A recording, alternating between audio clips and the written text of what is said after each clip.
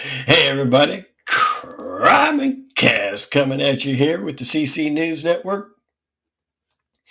You read it right down there. Alex Murdaugh, Maggie's phone proves he's not guilty. I'm going to try for the dramatic pauses today, see if that works.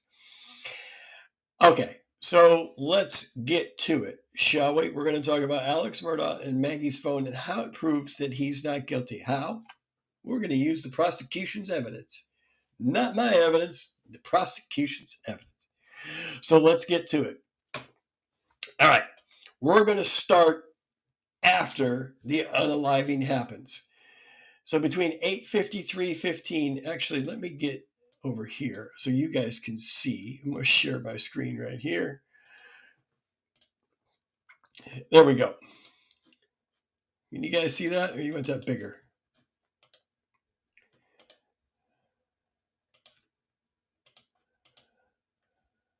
There. That's bigger. All right. So here we go. 8:53:15 to 8:55:32. Her phone, Maggie's phone, her iPhone shows 59 steps. So her phone was walking and it was recording steps. Okay. Now we also know that steps are very, I don't know, it's not a accurate science down to the step, but it gets pretty close. So let's look at what that is, shall we? I am going to get to another screen here and show you what 59 steps looks like from where she was, her body was, and where her phone went. So you have to remember at this time, the prosecution says she has already passed. So let's do this and show you exactly where we are, right? Okay. This is 4147 Moselle Road. This is the hangar. Here is Moselle Road right here, as you can see where my cursor is. And I want to show you this. Let's zoom in on this. Okay. I want to make sure you guys are seeing it good here. Yes, you are. So we're going to zoom in on this. And this is where the hangar is. This little spot right here is where Maggie was laying. So whoever picked up her phone, phone's in her hand, they pick up her phone and they're going to walk how many steps? 59 steps. So the distance between where she was here and where this was is approximately, well, it's not approximately, it's according to Google Maps, it's 132.29 feet. All right, I can move that out a little bit more and say 142 feet, or move it over here and say it's 150 feet. Regardless, it's around anywhere from 130 to 150 feet. Now, why do I take the 59 steps over here? Why don't I say that she took her 59 steps and went over here? Well, because over here, you're going to end up behind this barn. Over here, you're going to end up on the road. Over here, you're going to end up in the woods. And the reason I take it over here and end up over here is because this area right here is where the tire tracks were seen by the sheriff's department when they got there. Remember? He's like, did you go down here? He's like, no, I didn't. So those were the tire tracks. His car was down right over here. Did you go over here? No, I didn't. Okay, so let's look and see where that goes. This road comes out and it goes onto the back of Moselle Road. There is the little cabin that Paul and all his little buddies used to stay at. And there is very little distance between here and there. Okay, so now we know that Maggie's phone is recording steps. And at this time, it's recording steps between 8:53:15 and 8:55:32. So approximately a minute and a half to 2 minutes. Okay, it's making very slow steps towards this portion right here. All right, now let's move on and go back to where I was before. And we're going to share this screen again. Make sure I got it so everybody can see it. There we go. We're going to share this screen again. So now we're looking at what her phone did. So at 8:53:08, her phone moved vertical. Then it moved sideways. This is still walking the 59 steps. 8:53 to 8:15. 8:15, it made 2 minutes, 29 seconds activity. 8:54:40, vertical. Then it went sideways at 8:55:04. Then it went vertical again. And then it stops at 8:55:32 and 8:55:48. Took a snapshot.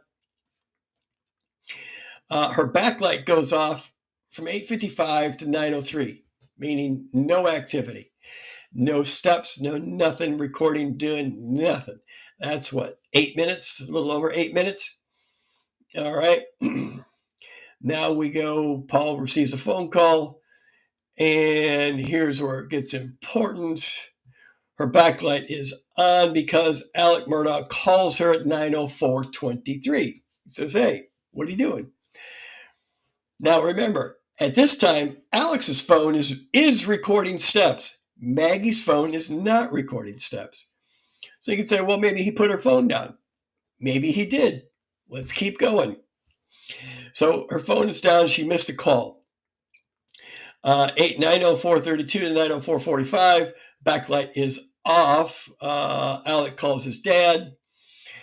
And then here's what's important. Her backlight goes on at 9:05:44. And that's when her phone lit up again. Anybody that has an iPhone and you pick up your iPhone, automatically it lights up. When you pick it up, it lights up, right? So her backlight came on at 9:05:44. And then Alex calls, let's see, she gets an implement change at 9:06:12. Here's where it gets important. This is the time that it proves that he is not the one who did it. Because at 9:06:14, she receives an incoming call from Alex. Now, here's the important thing. At 9:06:14, her phone is no longer recording steps. But Alex is up at the Moselle house, either just inside the house or leaving and out in the front door. And he is recording steps. And he is calling her. So how is he calling her and her phone is making changes? And if her phone is making changes, it would record steps along with him recording steps. But it didn't. That's the number one factor you have to look at. But let's keep going.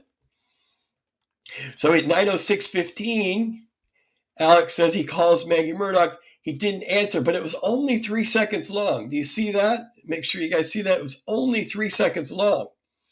Right here. And why was it only 3 seconds long? Well, let's go to the guy who actually made the phone call and ask why it was only 3 seconds long. Shall we? Let's do it. All right, we're going to go. We're going to share the screen again. And now we're going to go to, we're going to go to this one, raw video. Oh, what's he got to say? Yeah, I got it written down from the other night. I showed you the other night, didn't I? Yes, sir. I got this. So, I texted her. So I called her just before that. Mm-hmm. And, I mean, she didn't answer at that point. And I left to go to my mom's. Okay. Y'all will just have to look. Keep going. I'm not sure if I called Paul well, or not. and that's why we're getting the phone so we can nail down the times and Right. No, you didn't call Paul. So I left, drove. Well, I'm going to tell y'all this, even though I think it's kind of crazy. No, it's not. I was certain that I heard them pull up. I mean, I was positive that I heard, and people don't just come out there, People just don't come out there, And that was at 9:06:15. That's what he is referring to. 906:15, when he called her and thought he heard them coming up. It's not what people say, it's the actions and things that they do. Go on. No, we don't get like pass-through. I was certain that I heard them pull up, but they didn't. Okay. They didn't, but what he heard was the actual people who did the crimes driving their butts off out in front of the Moselle Road main entrance. That's what he heard. Go on. Well, if you heard something pull up, what did it sound like? You know, I can't tell you what it sounded like. I just know that I thought that my wife had pulled up, or that Paul had pulled up. Would it have been the buggy that she normally drives, or would it be a car? No, I had the impression that a car pulled up. Okay. You know, and had you woken up by that time, but hadn't left for your mom's? Yep. Okay. But it wasn't much time in between there, because I left pretty damn close. It wasn't much time between me waking up and me leaving the house. Okay. No, it was 906:12 when he called her, and he left at 907, which makes this very important here when we talk about 906:07, because at 906:20, when he called her back, 906:20, her phone went sideways, and that's it. That's the last thing it's recording. Remember, Alec is walking his 287 steps, like Creighton Water said. He's walking faster than you ever did before that day, didn't you, Mr. Murdaugh? Oh, yes, you say so. So he's walking, but Maggie's phone is not recording steps. But he's getting into his car. How? You got to explain to me. And there is no answer, because I asked Apple, and the two answers of why isn't Maggie's phone recording steps? Number one answer is they're not walking. The number two answer is they're in a moving vehicle of some sort. So when you're in a moving vehicle, your phone is not recording steps. She was in a moving vehicle that was moving and hauling butt up Moselle Road that just went past. And here's what's interesting. And I'm going to share a different screen with you guys here. In just a moment, we're going to flash back to this, though. We are going to go back to share this screen, 4147, Moselle Road. Here we go. So you got the 59 steps. There they are. Truck comes in, by the way. Whoops. The truck came in somewhere around here, across Swamp Road. Somewhere around here, the truck was parked. It takes about 10 minutes to walk this. Why? Why do I know that? Because I walked it. And it takes 1 minute to drive from there down to here. In fact, I think I can tell you exactly where it was. Yeah.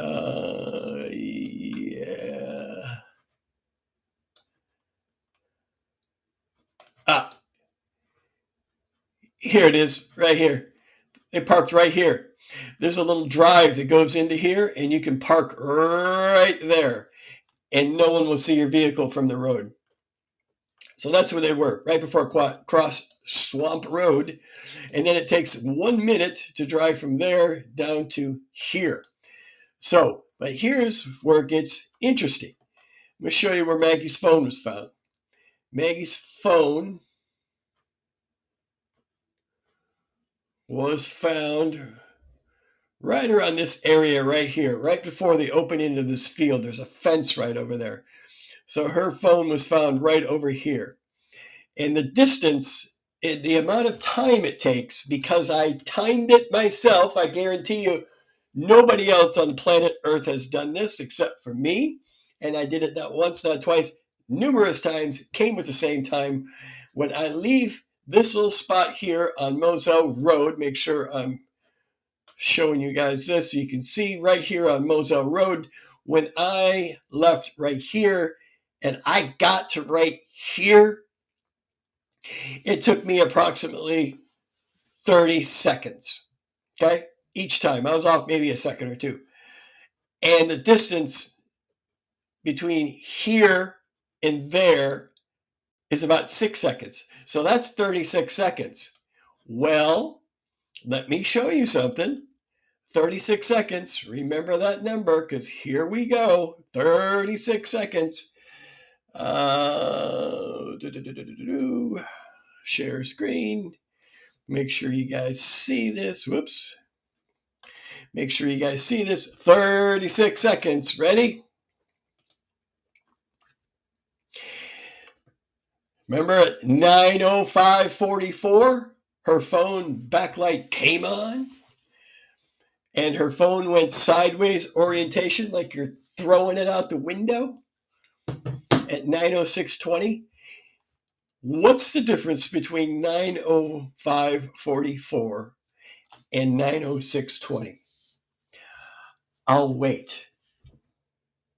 Dun, dun, dun, dun, dun, dun, dun, dun, dun, dun, dun, dun, dun, dun, dun. What is the answer, Alex? The answer is 36 seconds. Hey, you won a new car. All right. 36 seconds. Yep. And Alec has already told us that what happened at that time at 9:06:14. He told us that he thought he heard them coming up. Let's stop sharing this and let's go to the court and see what he had to say about that. And here we go.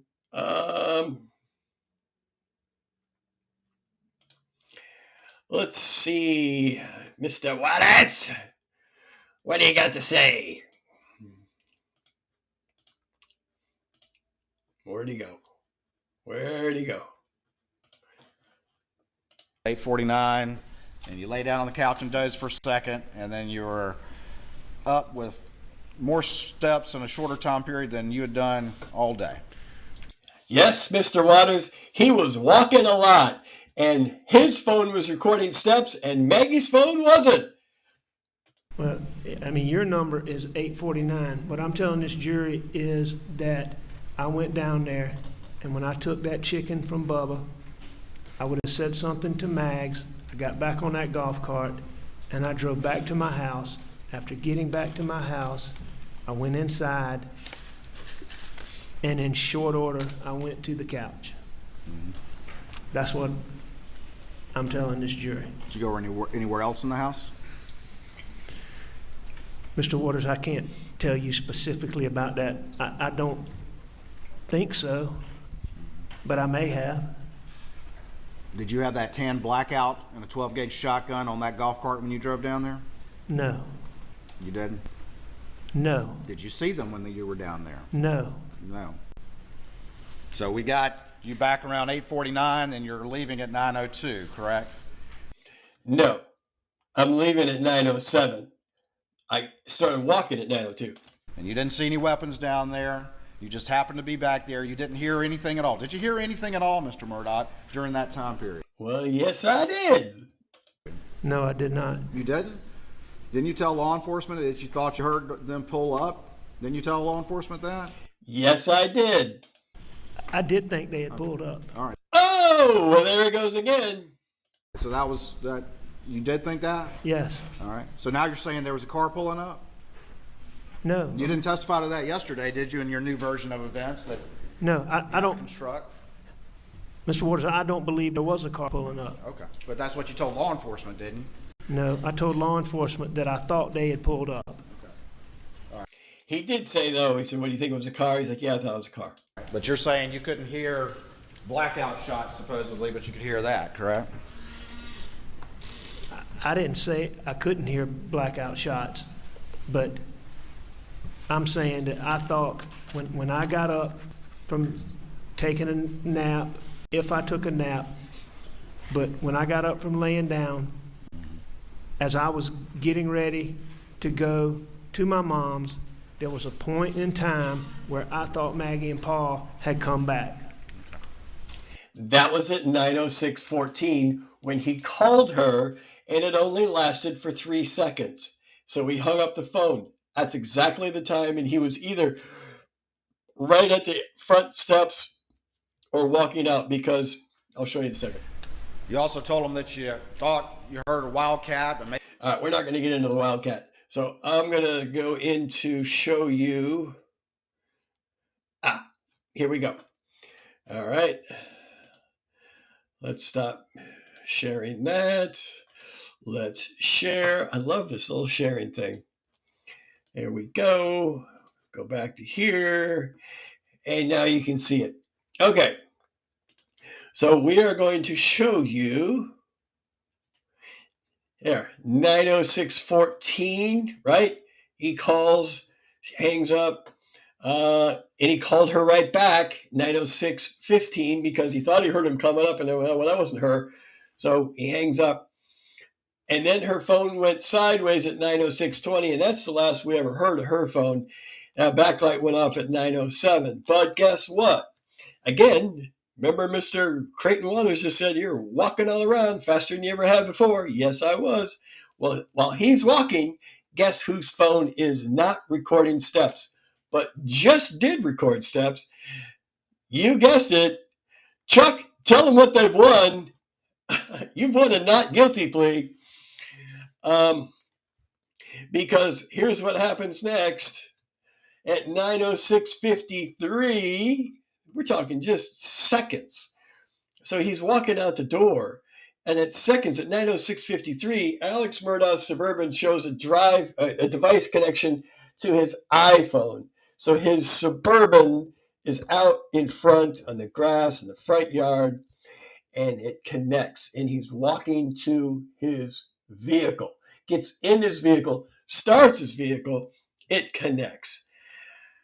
All the while, he's walking around, walking crazy, as Mr. Waters said. You're walking, making all these steps, but whose phone is not walking? I'm going to give you a hint. Her first name starts with an M. Her last name starts with an M. You guessed it, Chuck. They win a trip to Acapulco. Maggie Murdaugh's phone is not collecting steps. How on earth did Jim Griffin and Dick Pooty Poot not get this and hammer this into the jury's head? I mean, hammer it away. So let's see what my good friend over at Impact of Influence has to say about the phone and this 90614. You ready? Yeah, let's do it. All right. Now we're going to listen to my boy. Here we go. Get you here, get you big and set. Ready, set, go. There's some orientation changes throughout it, which maybe the prosecution will say this is definitely the defense will say this is when it was thrown. They should have. Because when those orientation changes are happening, he's still in the driveway. Right. Because that's their whole thing. He can't be in two places. Yes. PM, 9:06 p.m. 9:06, exactly right. The last time her phone lights up, and he's not driving And that's not true. We just went through those numbers. past that location where you did, Vinny, until 9:08. He's still in the driveway. Yep. He's still in the driveway. Yeah. So He's still in the driveway. Doesn't pass her Maggie's location until 9:08. 9:08 is the time. So 9:08, the phone is not doing anything, but somehow it's being placed there. Right. Or it's being placed earlier. It could be. Or it's placed there earlier, old Vinny Politan has to say. Yes, Vinny, it was by the real people who did it and drove by at 9:06:14 when he thought he heard them coming up. Go on. Placed early. Because we're not tracking exactly where this phone is. We're just getting the orientation changes, but we're not getting that. It's not beaming back up into the sky and beaming to the folks in Apple Land. And if he's going to toss it, who said he tossed it from the vehicle he was driving? Right, and the vehicle didn't slow down during that moment. It did speed up afterwards, It was gradually. Oh, yeah. Look at Vinny's face. It did speed up afterward, though. What do you think he did? Do you think he gunned it? He threw the phone out the window and then... Look at that face, Vinny. Look at that face, Vinny. You know how fast he went? Murdaugh went from 42 miles an hour. Are you ready, Chuck? To 44 miles an hour. Ooh, Vinny, smoking gun, buddy, smoking gun. Wow, he sped up 2 miles an hour. Get that look off your face, Vinny.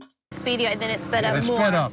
Yeah, it sped up. It sped up. But when you toss it, the Maggie kind of let off the gas You a little would bit. think. That didn't happen, so. But you also talked about having to throw it across the road. There's nobody on the road. There's no one there. He just drives on the side. The where road that is like from here, Very narrow. from like here to there. Just go on that side. There's and no toss one it. You there. don't You have just to throw toss it.